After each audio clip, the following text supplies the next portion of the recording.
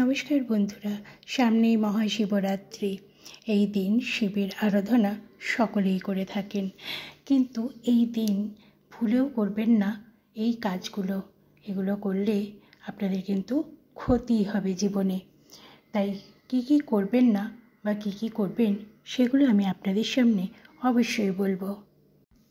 কথিত আছে ভগবান শিব তার ভক্তদের ভক্তিতে সন্তুষ্ট হন এবং ভক্তির আরাধনায় ভক্তদের কাঙ্ক্ষিত বর প্রদান করেন, তাই তাকে ভোলেনাথ বলে। ফাল্গুন মাসে শিবের উপাসনার জন্য অত্যন্ত শুভ, কারণ এই মাসে মহাশিবরাত্রি। তাই ভগবান শিবকে সন্তুষ্ট করার জন্য অত্যন্ত শুভ এই মাস। সামনেই মহাশিবরাত্রি।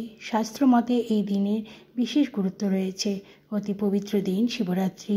ওই দিন ভক্তরা মহাদেবের পুজো করবেন, কিন্তু শিব পূজা করতে গিয়ে অনেকেই না জেনে বেশ কিছু ভুল ত্রুটি করে বসেন।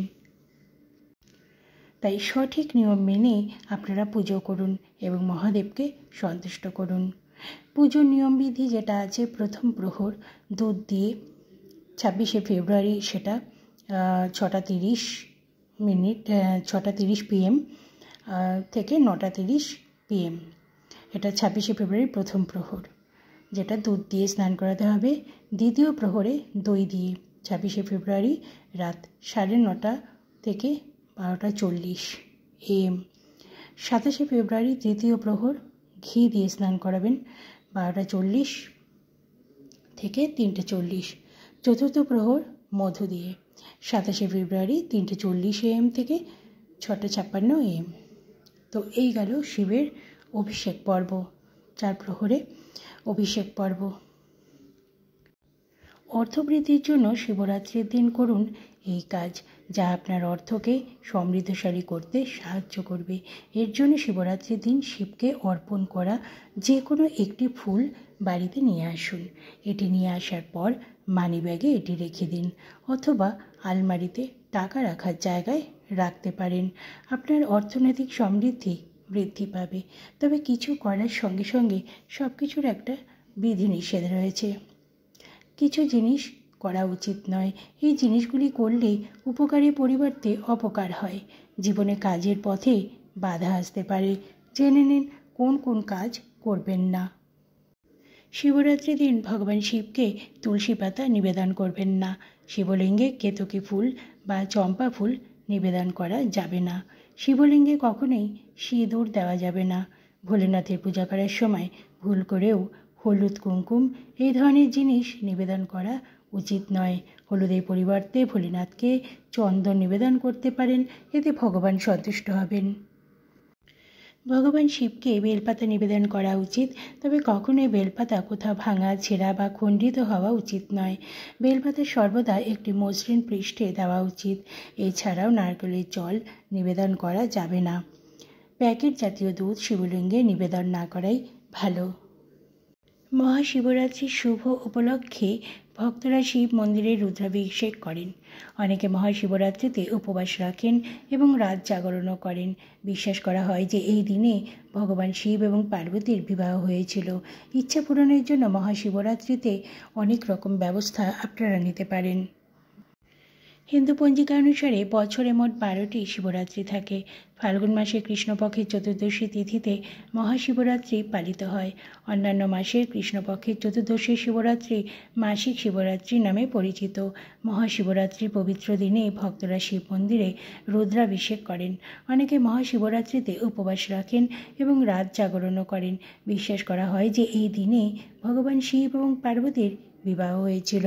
শাস্ত্রমতে মহাশিবরাত্রির রাতেই ভগবান শিব জ্যোতির্লিঙ্গ রূপে আবির্ভূত হয়েছিলেন, যার শক্তি লক্ষ লক্ষ সূর্যের সমান। সেই থেকে প্রত্যেক বছর ফাল্গুন মাসে মহাশিবরাত্রি উৎসব পালিত হয়। এই দিনে পঞ্চামৃত দিয়ে শিবলিঙ্গে অভিষেক করুন। মহাশিবরাত্রির প্রথম ভাগে সংকল্প করুন এবং দুধ দিয়ে স্নান করানোর পর মন্ত্র জপ করুন।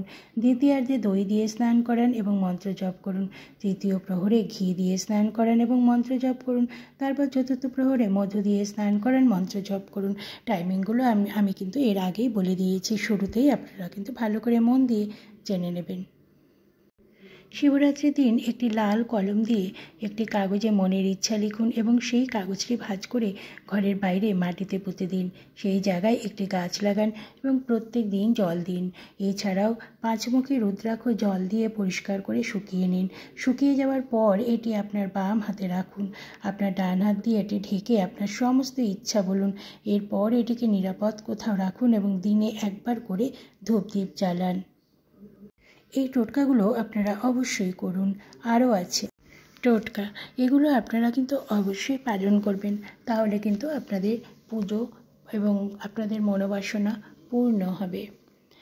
আরেকটা যেটা করতে পারেন যে হাতের তালুতে একটি কালো মরিচ রাখবেন, যেটা গোলমরিচ, এবং 7টি কালো তিল রাখবেন।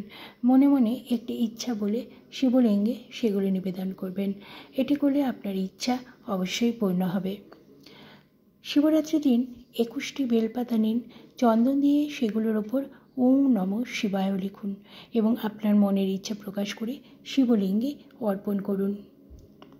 শিবরাত্রির দিনে যে কাজগুলো করবেন, শিবলিঙ্গে গঙ্গাজল, দুধ, বেলপাতা, ফুল দিয়ে পুজো করবেন, শিব মন্দিরে রুদ্রাভিষেক করবেন।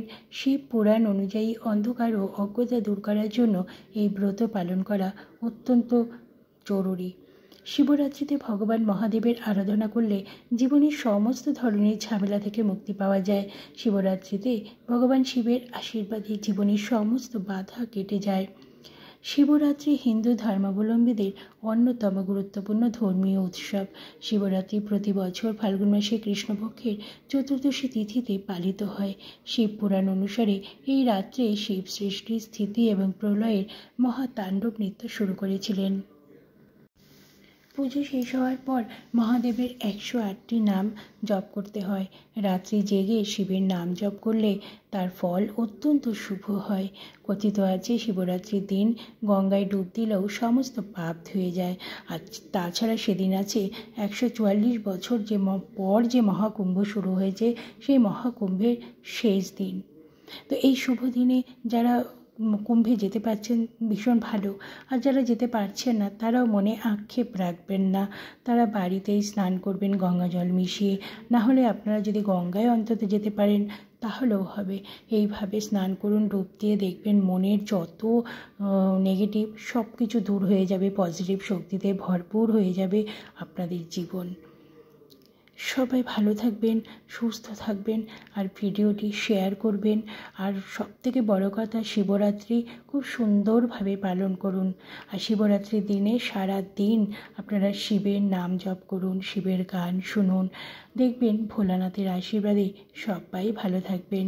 সমস্ত বাধা কেটে গিয়ে দেখবেন একদিন সুদিন আপনাদের সামনে এসে হাজির হয়ে যাবে। কারণ ভোলানাথ কিন্তু 2 হাত ভরে দেন, তিনি কিন্তু অল্পেতেই খুশি হন। অনেকেই আছেন যাদের ক্ষমতা থাকে না সব রকম জোগাড় করার, তো কোনো চিন্তা করবেন না, শুধু বেলপাতা দিয়েই তাকে স্নান করান। দেখবেন বেলপাতা, গঙ্গাজল এবং চন্দন দিয়ে স্নান করালেই কিন্তু শিব একদম খুশি হয়ে যাবেন। শিব যে ভোলানাথ, তাই চিন্তা করবেন না। সবাই ভালো থাকুন, সুস্থ থাকুন।